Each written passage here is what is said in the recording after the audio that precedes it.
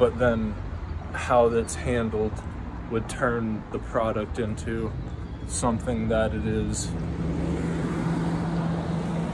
useful for in the supply chain. And this is what is being done. You've got a crankshaft that's jacked up and giant with something like a semiconductor, with how much energy they're put in with at a data center would be aiming to do just that.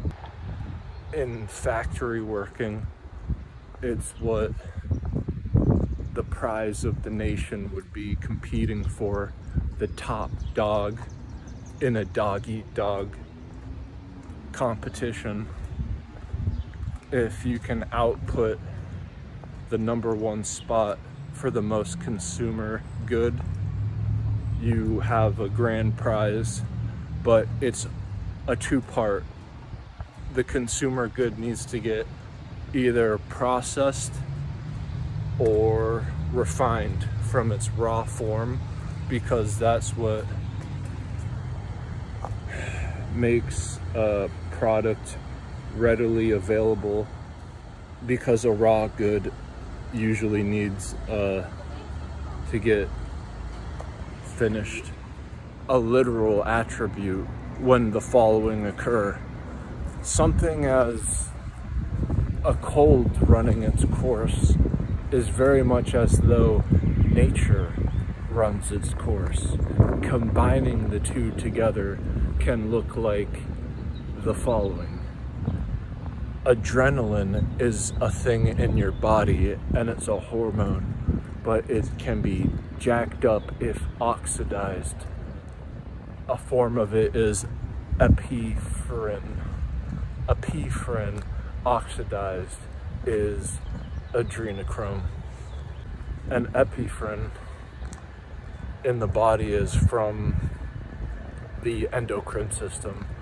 The endocrine system is like the nervous system, except it's slower, so it's more significant, because the slowingness of it comes from shooting the hormones into the bloodstream, as opposed to the nervous system, which dials neurotransmissions, electromagnetism throughout the nervous systems, and striking a nerve is a lot quicker than the release. But when you get the oxidation, like the air inside your bloodstream,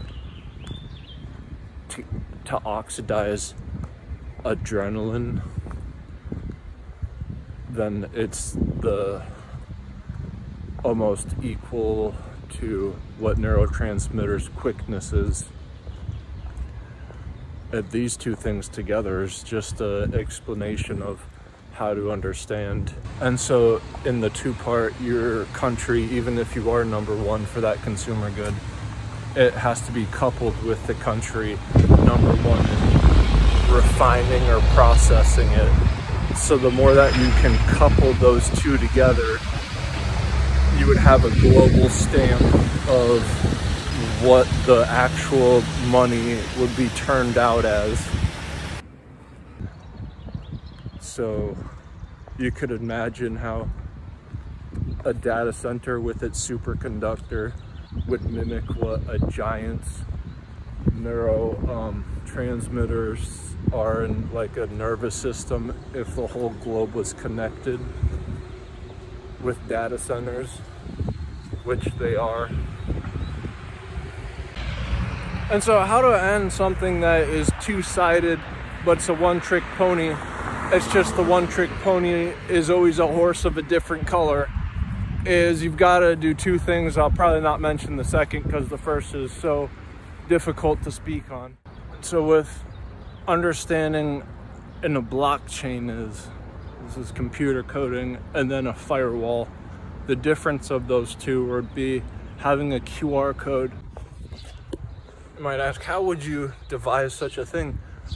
From two of the following quotes, but then I'm gonna have a third as well. With logic, just how like a diamond is made from extreme pressure of coal, but then how a pearl is made is keeping it as far away from the exterior of a claim that's all tarnished.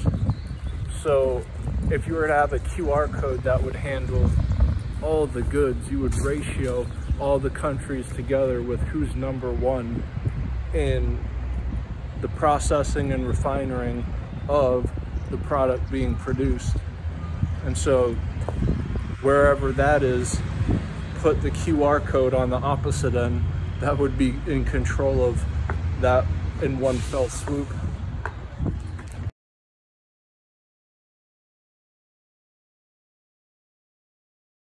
To tie in the first two is Dolly Parton saying, "It cost a lot to look this cheap." And then Muhammad Ali's like, within quotes, "It's not bragging if you can back it up." And then just the old Texas slang with, "They don't know whether to wind their butts or scratch their watch." And just as night follows day and day follows night, I follow patterns, but it's really omissive when people are doing like a trance kind of thing where they just are in this glorification of trance-like things. So like how the Penguin in Batman, his umbrella, is actually equal to Mr. Freeze's freeze, despite it not being like, is the power of what the corporations in Gotham have, because they're so corrupt, and so they're all branching off. And like there's a few moments in Batman where Penguin pulls out his umbrella, and for like those few moments it's actually like that much more powerful than the whole city getting frozen over by Mr. Freeze, because in like a hyper thing would surmount to. Even that's incredibly boring, but that's how important the entirety of values are. And so that's what, as boring as it seems, needs to have like the basic upgrade from just what a low quality thing is, because in like a hyper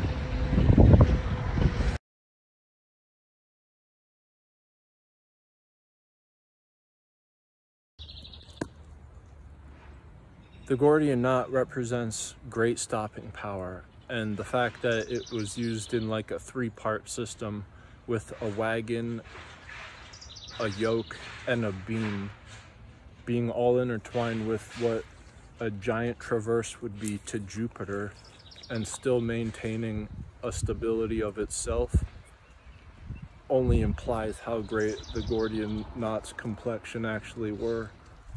But it would only be from Alexander the Great, who could cut the Gordian knot, would imply the release of that system.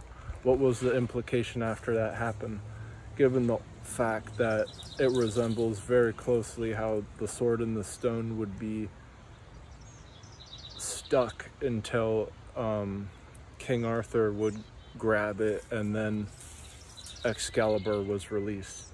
But upon that release, what happened there afterwards was from that great stopping power. I'm just making up that it was connected to Atlantis, so its power generator, this white light that generated the entire city to allow ships to have airborne technology to be able to just keep moving off that alone, but then it blew up. I think that that would have been from the release of the Sword in the Stone.